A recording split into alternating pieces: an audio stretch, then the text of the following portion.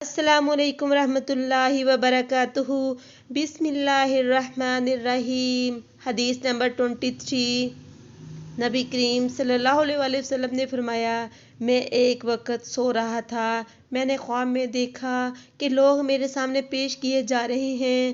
وہ کرتے پہنے ہوئے ہیں، کسی کا کرتا سینے تک ہے اور کسی کا اس سے نیچے۔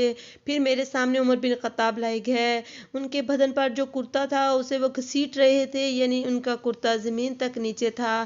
صحابہ کرام رضی اللہ تعالیٰ عنہ نے پوچھا، یا رسول اللہ، اس کی کیا تعبیر ہے؟ آپ نے فرمایا، یہ اس کا دین مراد ہے۔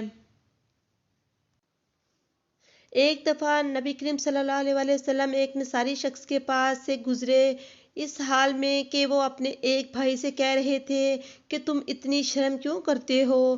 آپ نے اس انصاری سے فرمایا کہ اس کو اس کے حال پر رہنے دو، کیونکہ حیا بھی ایمان ہے، ایمان ہی کا ایک حصہ ہے۔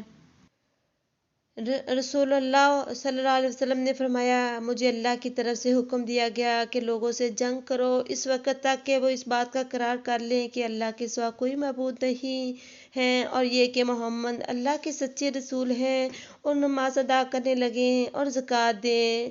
جس وقت وہ یہ کرنے لگیں تو مجھ سے اپنے جان و مال کو محفوظ کر لیں گے، سوائے اسلام کے حق کے۔